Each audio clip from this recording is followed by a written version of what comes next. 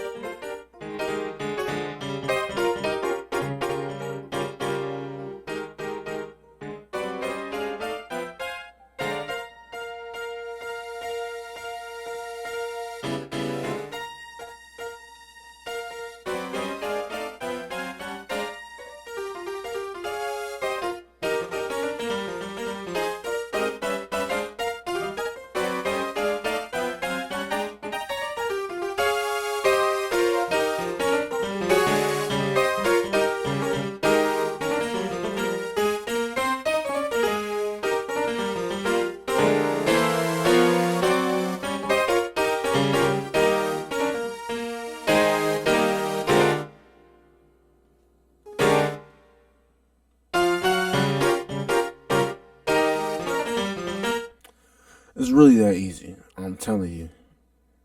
I know there's somebody out here who's listening to a mix and they was listening on their phone like, oh my God, this joint sounds so good. But as soon as they put that joint, the airplay to do the TV, it was like, why my mix sound like this? That's probably the reason why. Also, this is one thing I should have did at the very first episode. When you're mixing, you need to watch your stereo outs channel EQ.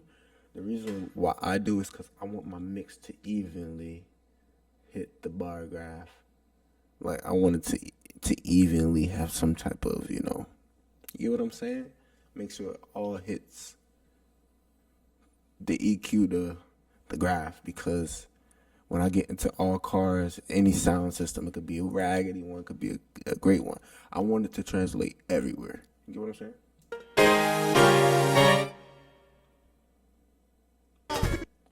All right, now let's move on to the bass.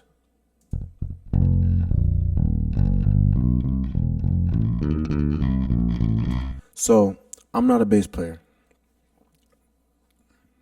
I'm gonna be one soon, but I'm not one now. So, I don't really know much about basses, but what I do know is what I don't like. And there's a lot of people's basses, or a lot of people's who play bass. It's this frequency right here, always in between here, that gets on my nerves when people pluck their strings. I think it's when it's dead strings or when it's people touch. I don't know. Don't really care. I just know it irritates me. So I do this, and it kind of gets that out of here. So anybody wanting, that's what I do. I really don't touch much to the bass. Only thing I'll probably do is I'll probably put a little compression on it to give it a consistent,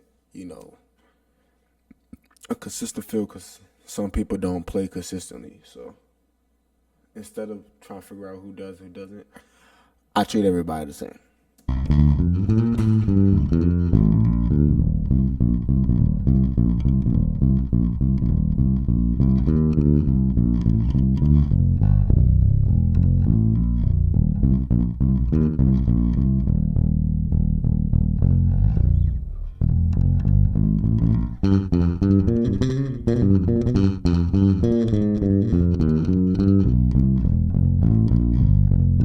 Now with basses, right?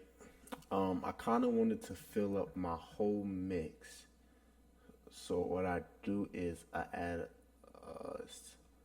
it's a small room snare chamber. It comes from the classic Rode piano. I just use it, and what I do is, for stock users, I go to, what is it called? I think it's imaging. Nah,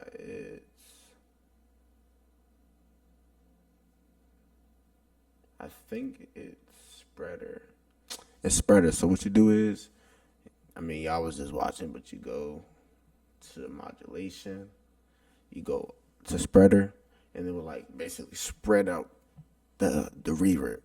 And I just slap it on the bass, and it kind of makes the bass feel like it's in the whole mix instead of one direct line.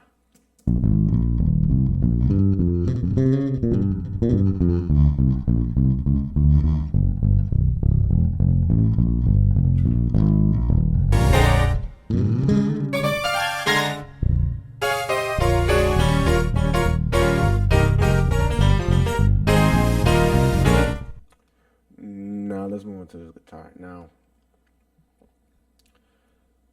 it sucks to say this, but one thing I've always experienced about guitar players, they're never at the same level. Every guitar player I mixed, every guitar player I mixed, in one service, the lowest jacks. And then another part of the service, they get loudest jacks. It's a whole bunch of gauge station. Guitar players, stop.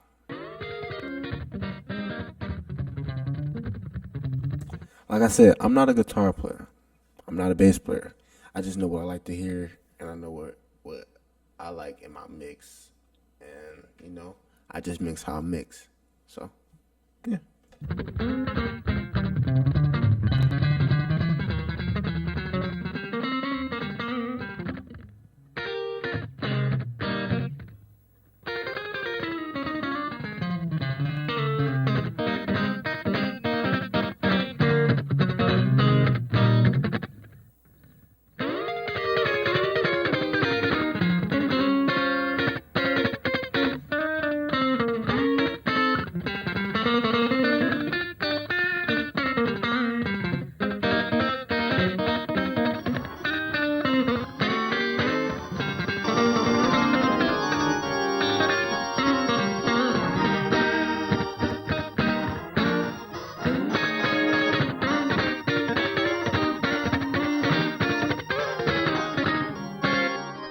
Got the guitar. Now let's lock in on the organ right now. The organ. This is an electric organ, so you're basically mixing this as a keyboard. But because this has a bottom, I know he gonna use that bottom soon. So I'm gonna boost that for now.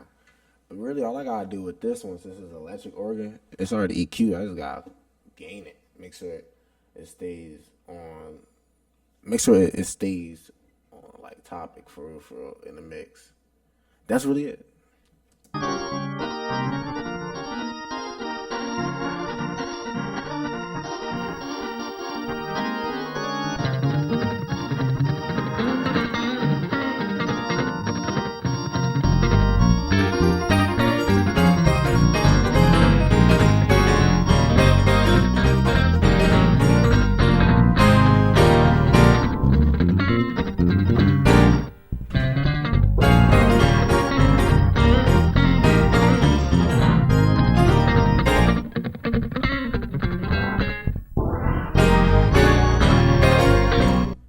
Easy peasy, lemon squeezy. See y'all in the next episode when I teach y'all how to mix vocals.